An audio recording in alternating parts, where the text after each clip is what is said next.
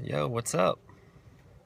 So I thought I'd just do a Periscope and take some running questions, or just talk about running. Anything you guys have, or any races, advice on races, just anything really. I haven't done a race in about 3 weeks, but I'm thinking about doing Long Beach Marathon this weekend. Hey, what's up? So curious what races you guys have doing. If you have any questions about running, training, if you're afraid to run, just anything really.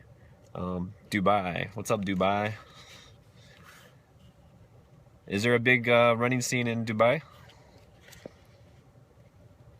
But yeah, seriously, you can fire any running question you want, and I'll try to answer it. I've done a lot of races, done over 200 races, 150 marathons and ultras. And I enjoy races, but you don't have to race to be a runner. What kind of shoes do I recommend? It depends kind of what kind of running you want to do. For me, I like Hoka, H-O-K-A, Hoka Ona, which is, it's Hoka, it's spelled 1-1. They have a lot of cushion and support, and they're really good for people who might be hill strikers or just have a bigger body. Dubai 10K, that sounds fun. How many runners will be at the Dubai 10K? Another brand of shoes I like is Ultra. Ultra has a big toe box, and they're pretty good. They have 0 drop, so sometimes that can cause some issues for some people. Brooks, Asics make pretty good shoes, but for me, I run exclusively in Hoka, and their Clifton model, which is really good, and also the Ultra Olympus, which is kind of it's marketed as a trail shoe, but it's a road shoe. You can do it as either one. I usually don't wear trail shoes. I wear road shoes on the trails. I don't believe there's a huge benefit with trail shoes unless it's maybe a really technical trail or the footing's really bad. Wow, 10,000 runners for a 10K in Dubai is that's a lot. I'd like to come over there and run sometime. But a lot of people have different shoes. You know, my worst shoe I've run my first marathon I ran in Nikes, and they were horrible.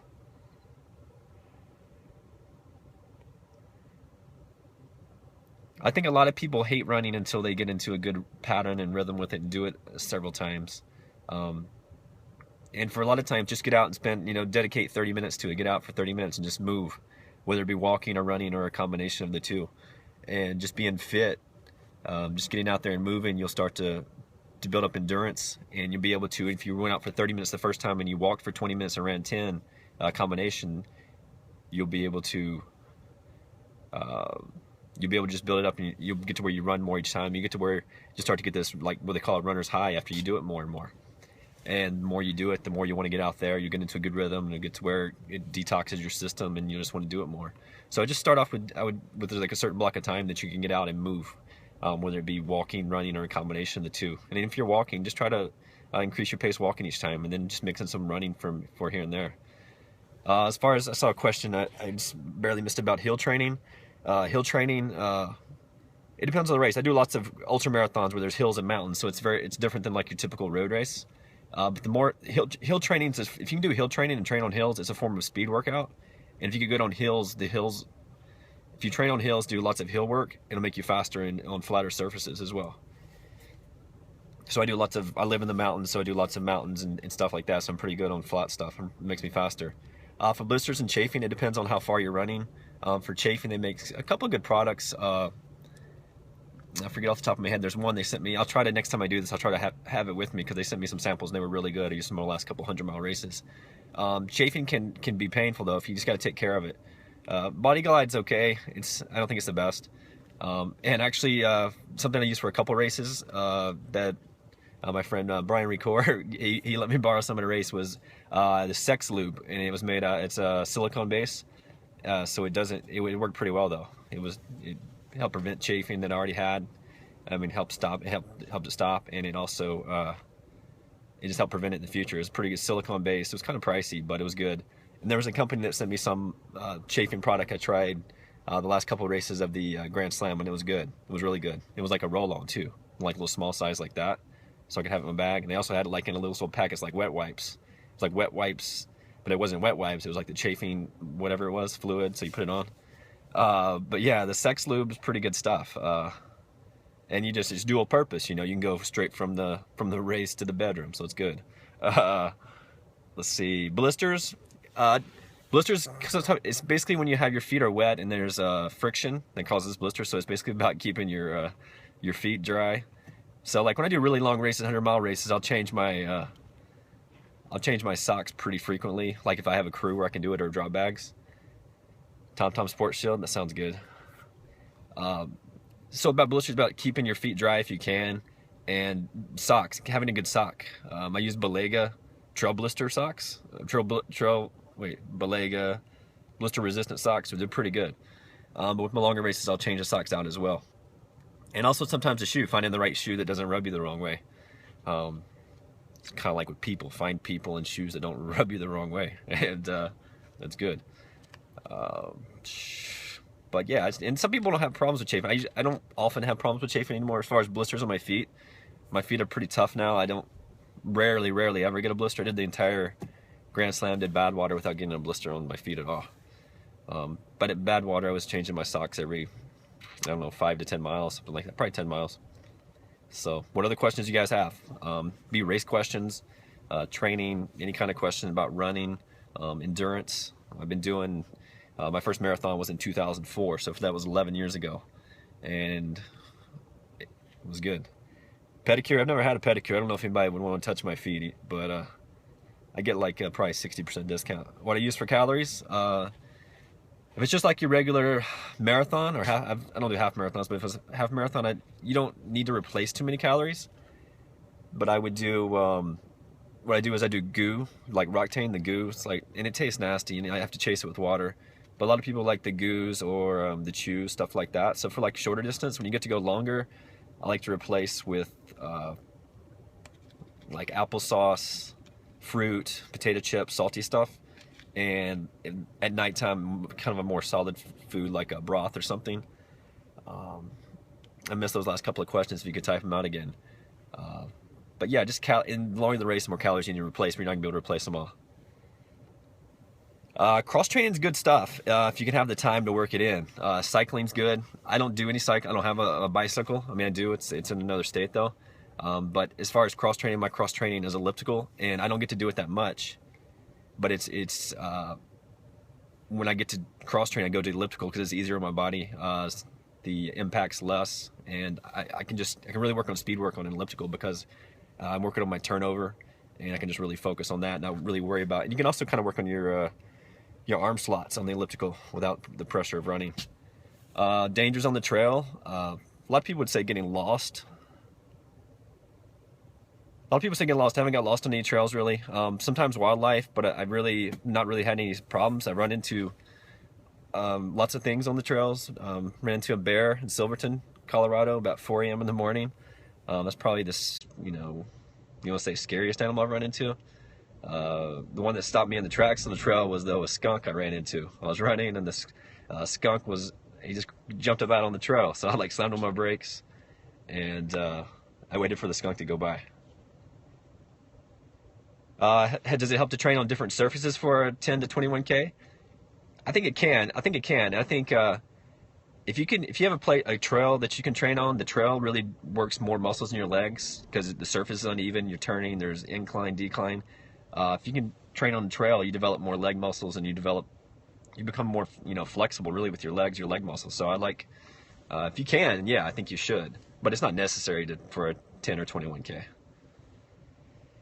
Yeah, with the bear and let's see. Do road, firm sand, soft sand, and calf deep water training for 20. Yeah, that sounds like pretty good stuff. Yeah, when I saw the bear in Silverton, like I said, it was 4 a.m. and I'd been a little drowsy before then, but I didn't need any more caffeine for the next few hours till the sun came up. But the Park Service came out and they scared the bear. They scared him up the mountain. It was like a loop race. They scared him up when we were running even more, but I didn't see him again. But they told us to be loud, make lots of noises, and try to scare him off. But I think he was just trying to get in the dumpster or something that was nearby. So we got Dubai. We got a lot of people tuning in today. Yeah, it was a race. It was a 1 mile loop in the mountains at about 10,000 feet. So it was this 1 mile loop, and basically the bear was in the middle of the loop. So it was kind of crazy, but I only saw him once or twice, and then he I don't know, he disappeared or found a slower runner. So, what races you guys have coming up? I might do the Long Beach Marathon this weekend. I was looking at maybe doing a 100-miler in 2 weeks, but I don't think I'm gonna be able to work it out. But it's a pretty day here in Los Angeles. We see chafing. We talked about replacing calories, trail. Shoot, lots of things, lots of good races coming up as the weather's cooling off in a lot of places. There are a lot more, just a lot of races popping up. See a lot of friends running. LBM, do it. I don't know. I haven't run in 3 weeks, so I don't know if I can do anything. Training for your first 100-miler. What should your longest? Yeah, I need to do Dubai. I need to rob a bank before then, though. Longest training run for a 100-miler. I think you can really only train your body for 50 miles. As far as the physical part, and then after that, it's mostly mental. But I think if you did some back-to-back marathons on the weekend or a 50-miler, a strong 50-miler, I don't really think you can train. If you do 100K, but 100Ks are hard to find. So I'd say 100K if you can. But as far as if you just have to do a training run, just do a 50-miler or a 50-mile race. You have any Dubai marathon comps you can send over? Some free entries. We only need about 510 for the Run It Fast Club. We'll come rock it. Alex, which 100-mile are you thinking about? Cactus Rose or Rocky Raccoon?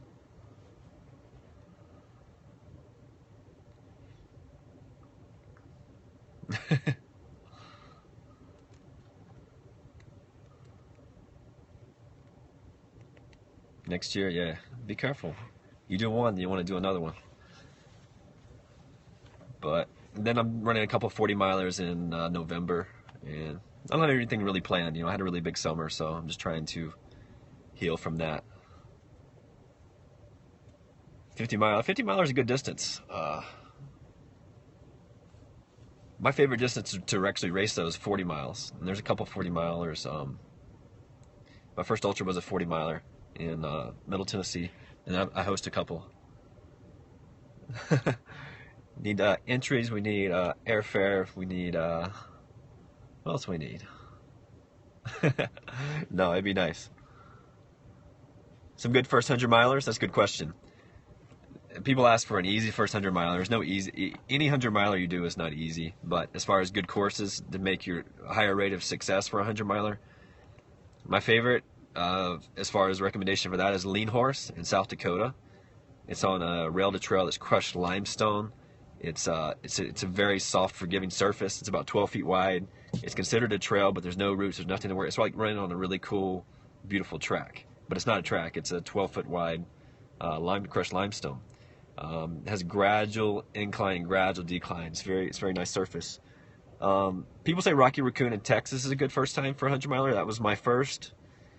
I thought it has lots of roots. I thought it was very difficult, just because I was very green. I'd only done a 50-miler before that, and I didn't have a clue what I was doing. Hey, what's up? Hey. Umstead in North Carolina is a good one too. It's mostly gravel. It's a good surface for a first 100-miler. And then also if you just want to do 100 miles, you don't want to really worry about point to point, then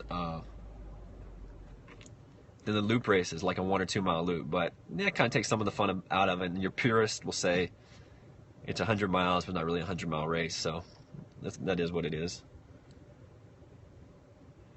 Got a lot of Dubai tuning in today. That's cool.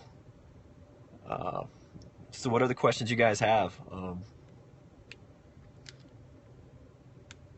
Trying to think of other 100-mile races.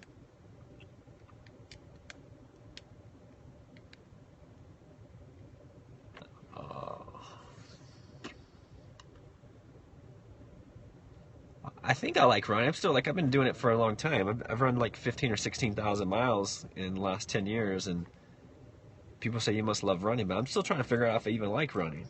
I just kind of like do it. And then sometimes I enjoy it, and sometimes it's work. But there's something about it that's addicting. There's a challenge and mental puzzle, especially with the really long stuff. And you just always learn about yourself when you do it. You learn more about your stuff, and you just make yourself a better person. I don't know. You just feel better about it. You feel better about yourself. and you feel like you're bringing peace to the world with your runs, and like everybody cares about it. And when nobody outside of yourself and your small circle really cares about it, but it makes you feel positive, makes you feel good.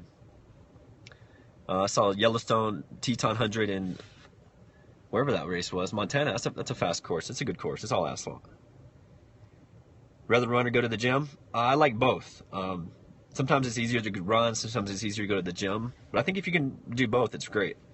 I used to. That's one of my first thing with fitness. I started lifting weights when I was 15 years old. Had a gym membership, so I started, and then I did that for a long time. I got into some international modeling where I had to keep my body pretty tight all the time, so I spent a ton of time in the gym. Flying Monkey this year.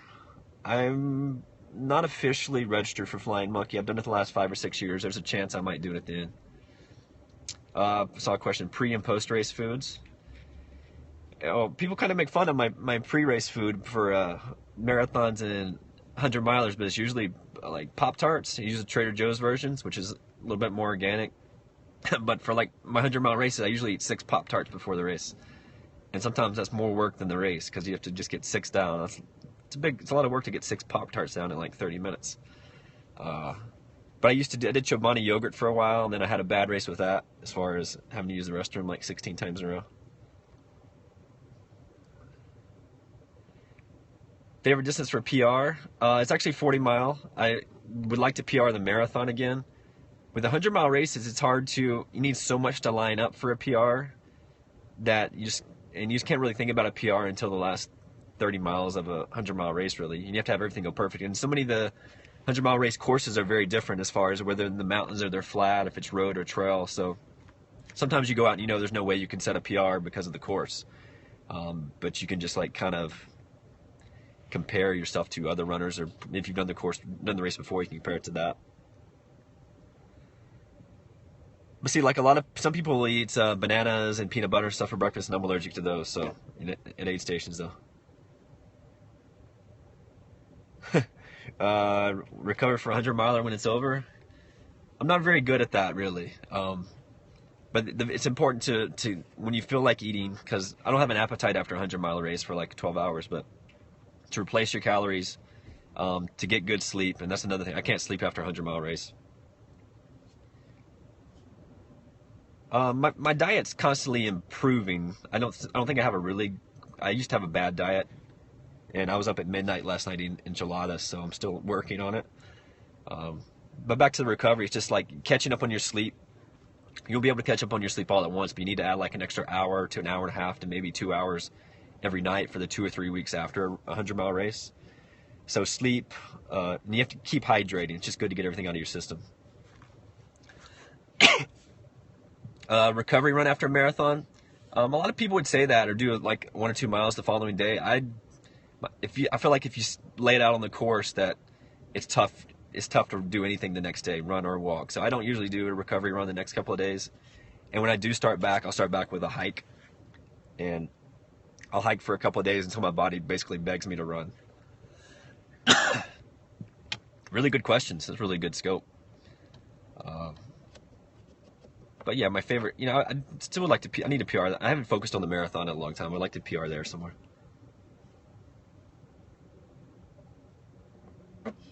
You eat, never get fat. Is that a good thing? It means you probably have a good balance of calories going in and calories you're burning. If you wanted to lose weight, of course, you burn more calories and eat less, but you sound like you got it going around. Name a favorite dam on a trail course? Good question. It's a damn good question. Probably, I haven't seen many dams. There was one at Greenway Marathon a couple months ago. I have a pretty high metabolism, but I feel like if I stopped being as active as I was, it would slow down because I'm getting older. I think sprints and speed work's really good. Especially if you have a track nearby. If you don't have a track, if you can do a track, do Yasso 800s or stuff like that. Or sprint is good. Also, thing called fartlicks, where you're basically running really fast for like a minute, then you're walking for 30 seconds, running really fast for a minute, repeat.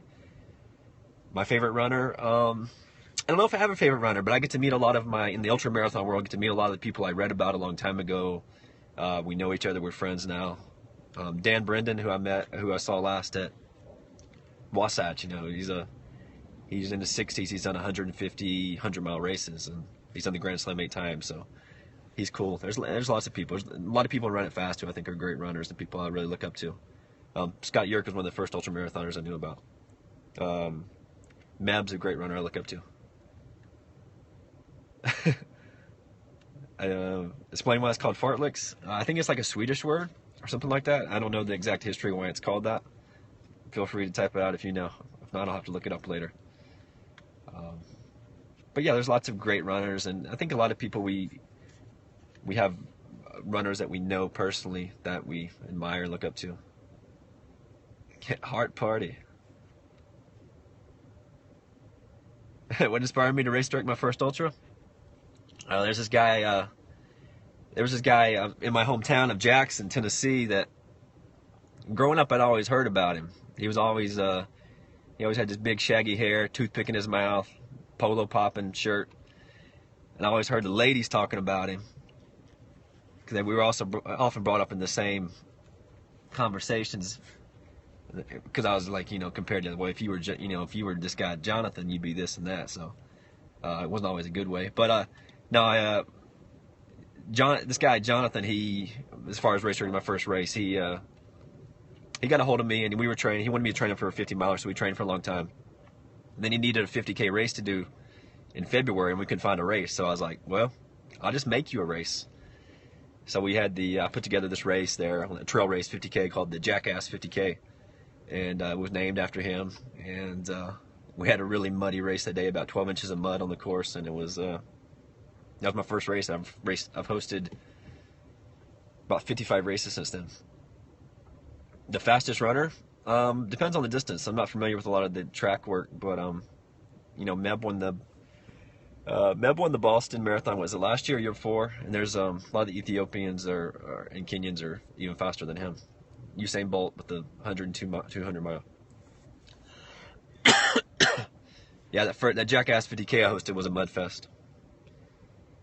Yeah, if you want to join Run It Fast Club, just go to runitfast.com or runitfastclub.com and you can join there. It's $35 to join and then just $15 yearly renewals.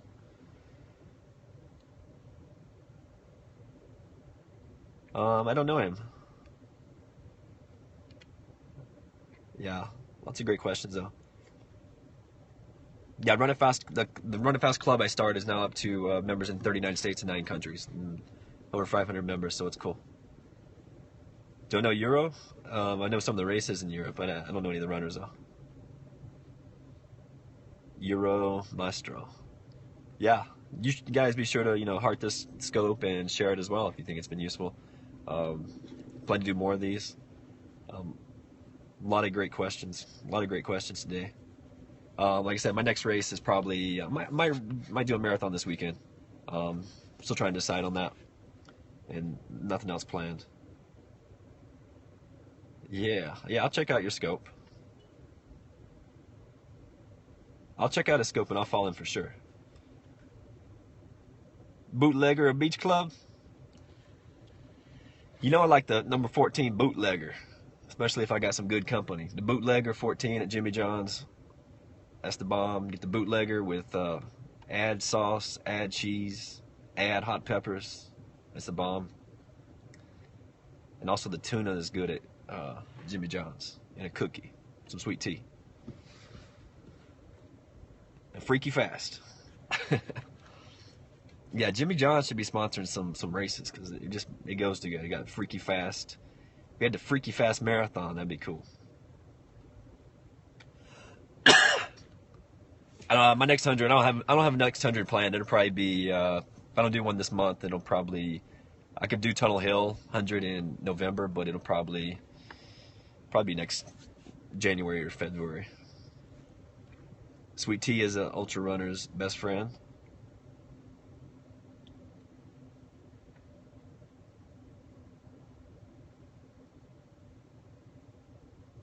Hey, JK Running, what's your next race? Yeah, my good friend, he's on here. He's watching. JK Running. He finished his first 100-mile race about 3 weeks ago. The Hennepin 100. and he ran it like in 25 hours. You know, he'd been wanting to do it for about 3 years, and he finally signed up, trained for it, and he had a really, really, really, really good race.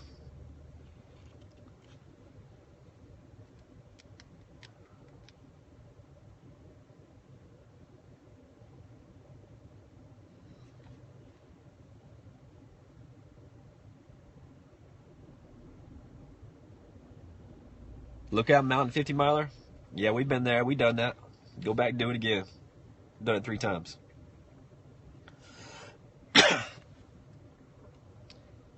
So you're finally enjoying running. What do you think was the point where you went from where you didn't enjoy it to where you started to enjoy running?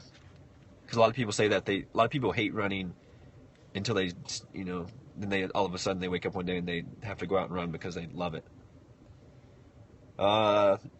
Jonathan's running Lookout again. I don't think I'll be able to work it out this year. I've done it 3 times. It's an awesome race.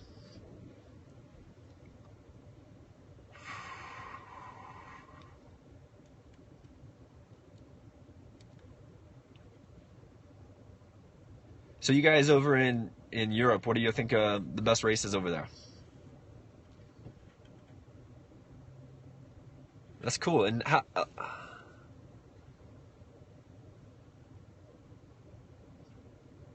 Thanks, Anton. I appreciate that, JK.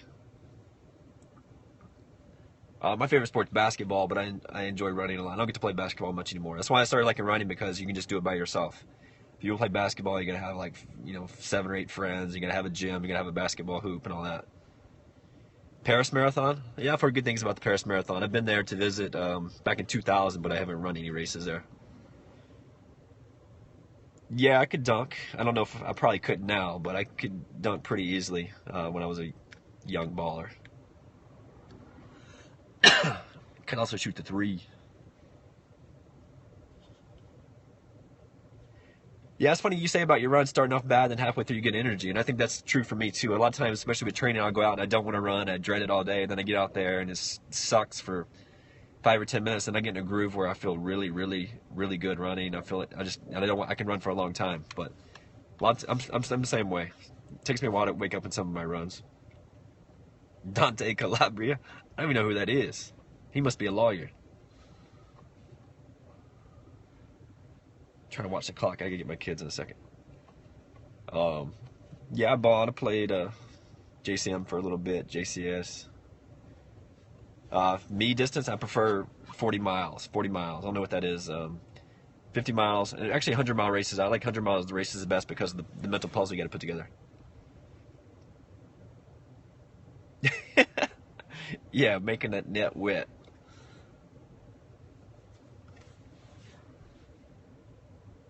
I do a multivitamin and glucosamine, which is natural supplement for supposed to help joints and stuff like that.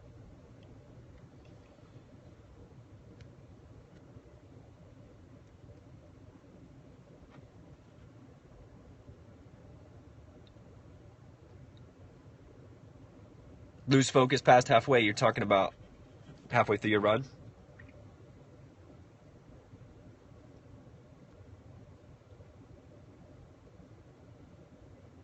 Yep, great sound.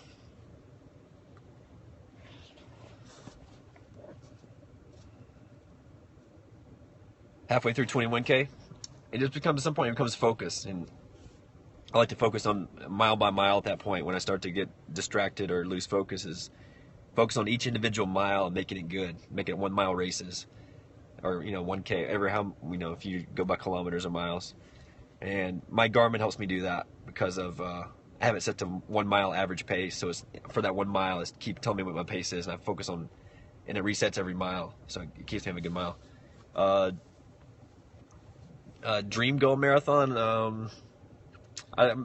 Comrades Marathon in South Africa I plan to do next May, so that's my next one. Maybe the Hard Rock 100. The Dubai in January 2016, if I win the lottery. Sounds like a good race. Berlin, I'd like to do some of those. I don't know. I do mostly ultras, but there's some marathons I'd like to do for sure.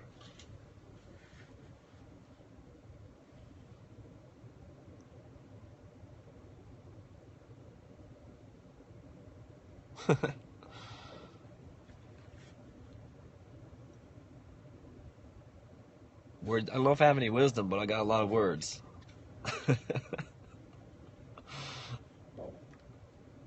So anyway, hard rock. I haven't done hard rock. It's really tough to get into hard rock, but I think I did a couple qualifiers this year, so I'll try the lottery and see if I get in. Hard rock's on my list. I want to do hard rock, and I've run in Silverton before doing a couple of timed races, so I like it. It's really beautiful there. I enjoy running there. Run below 15 degrees. It's not fun running when it's really, really cold. The coldest I've run in is 6 degrees. And that was at a 100-mile race. Yeah, the Hard Rock Cafe. No, it's just Hard Rock. It's Hard Rock 100-mile race in Colorado. It's got like something like 30,000 feet of gain, 30,000 feet of loss.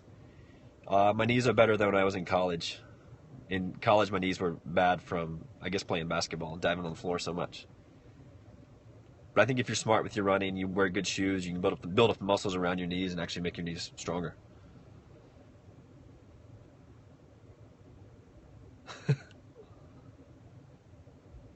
Hard Rock Cafe, the casino? No, it'd be a fun run, jackpot run. I do a race in Vegas called the Jackpot 100. It's a pretty cool medal. But no, Hard Rock's in Colorado, and it's hard rock. Lots of technical stuff.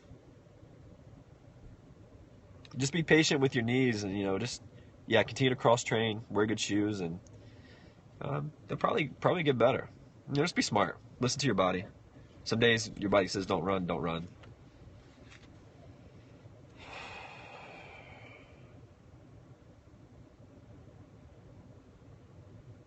The Boston of Ultras, yeah, I don't know. Some people say Badwater's the Boston of Ultras. Some people would say Hard Rock. Hard Rock's just such an elite. It's really hard to get into. It makes it tough, but it's up there. Some people say Western States, the Boston of Ultras. It's just, there's probably 4 or 5 that fall into that category. I missed a couple of those questions, but yeah, I saw there was a Hard Rock. There's a Hard Rock 5K in LA. Yeah, today the weather in LA is great. It's sunny and 74 degrees.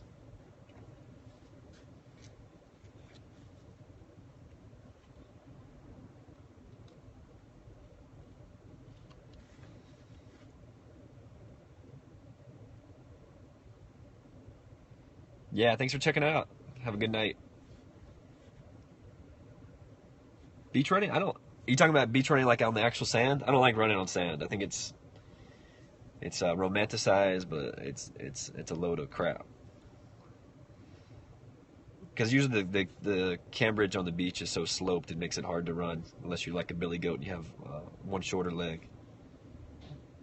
Good luck on your half marathon Sunday.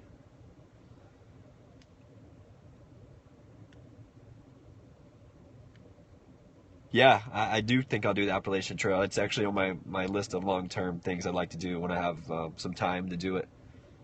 I've actually had the thought of running from running cross country basically on road, LA to the East Coast, and then starting up the trail in Georgia and going all the way up the trail and making it this one massive, massive long run. But I need a lot of time to do that. Need a couple other things, finances, need to be financed. Pacific Coast Trail, yeah, that's on the list too. I actually was telling someone last night I'd like to do the PCT Trail, maybe from north to south, run across America and to do the Appalachian Trail. It would probably take about a year or less, but it would be fun. Maybe like my farewell from running, because I would never be able to do it again after that. No, I don't run in track and field area. Sometimes I'll do a track area, but I live in the mountains, and if you can picture the Hollywood sign, I live to the left of the Hollywood sign in the mountains, so I have lots of mountains and trails. I train on trails mostly, some road.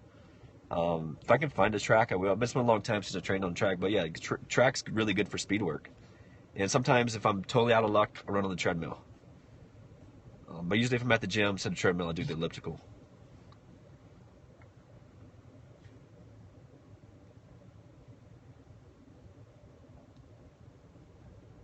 Yeah, it is a good place to train. I have a loop I run over by the Hollywood sign where I go from Lake Hollywood up to the Tree of Wisdom, and in that 1 mile you go up 900 feet. It's very technical. And then from the Tree of Wisdom you go across the ridge for 2/3 of a mile, and you're right behind the Hollywood sign. So it's an epic view of the Hollywood sign. You can see all of LA in the distance there. And then from there I run over to Griffith Park, and then I make this big loop back to where I started. It's about a 7-mile loop, but it's got every kind of surface, every kind of technicality, a lot of climb, and then the last 3 or 4 miles is descent. So you get to work on lots of different styles of running. Yeah, it is gorgeous. If you go to my Instagram, which is at Joshua Holmes, JOSHUAHOLMES, at Joshua Holmes, on my Instagram I have lots of pictures of that loop and from behind the Hollywood sign and stuff. You can get a good idea of what it's like. But anyway, if you have any more questions, fire them out in the next minute or so. I'm about to have to sign off here and go take care of a couple of things, like making sure my kids get picked up from school, which is kind of important. But yeah, my kids are actually, I don't pressure them to run, but if they want to run, I encourage it, or support it, I should say. So they're doing a 1-mile race on Saturday, so they're really excited about that. It's just, it's 1 mile, but it's a pretty good distance for them because they don't train or anything. Recommend for underpronation? I'm not really sure because I don't have that issue. But I think the Hokas are pretty good for a lot of things. I don't know which model though. They get some stability models and stuff. So over is in and under is out, right? I believe.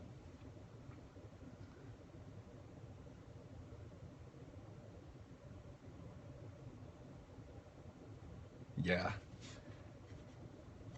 Well, I appreciate all you guys checking this out. It's been a really good scope. So today, get some sleep over there.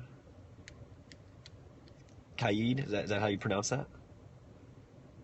Land on the outside of the foot. Yeah, they make shoes for that. It's not as common as the Overpro. I wish I could help you more with that. I never had that issue really. But if you just research a little bit, the Hokas are pretty good. They got a couple of stability models, I believe. The Ultras is good as well. Abdullah, cool Abdullah. Thanks for checking it out. Great insight, Abdullah.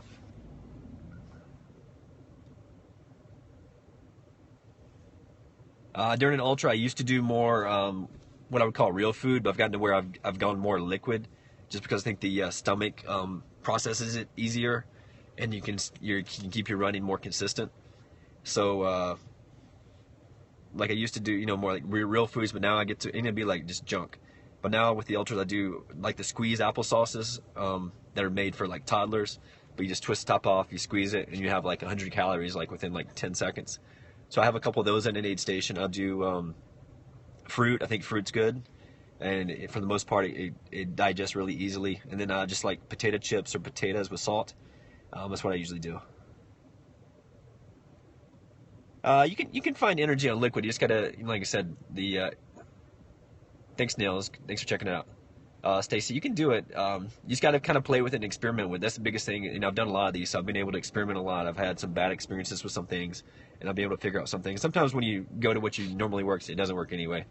But yeah, I would just try it. A lot of people like the Tailwind because it has some calories in it and stuff like that. I don't usually use Tailwind. I use Noon. But I think I've found if you want, the faster you want to run, the more successful you want to run with ultras, you have to kind of go more liquid, at least for me. Now, the later the night and the colder it is, the more real food I do, or do soups. I'll do grilled cheese as something to get a lot of calories pretty fast. But during the day when it's hot, especially, I try to go liquid, more liquid for sure. And not liquid like, of course I'm drinking and hydrating, but liquid, I'm saying more liquid like, applesauce or something squeezed, something even like maybe a squeezed yogurt or something if you can handle that. But, every run is different, and, I'm still trying to figure it out. Yeah, soups are usually pretty good, especially if I'm going soups late at night and the aid station has the option. I'll go with the chicken broth or broth over. Sometimes I have like a tomato or something, and I like tomato, but sometimes it's just more acidity. It just has more acid or whatever, and it kind of comes up a little bit. But the chicken broth is pretty good because it's usually warm. You get some calories there. And another little secret I learned with ultras, if you're gonna get like the broth or whatever, and you're getting a sandwich, get your sandwich and dip it in your soup or whatever, and it soaks your sandwich, and it makes it a lot easier to chew and digest and go down smoother, and you process it easier if you just dip it in your soup. So I'll have like maybe a grilled cheese. I have tomato soup. That's one of my go-tos anyway in life. But if you do it, if you dip your broth or whatever, dip your sandwich in, and then you save time chewing. It goes down easier, and it's just a faster process. So yeah, it was a great question. But anyway, I better go get my kids. Thank you everybody for checking it out. Really good scope, and we'll try to do it again. If I do the Long Beach Marathon this weekend, I might try to scope some during the race or before or after or whatever. But anyway, thanks for checking out. See you guys.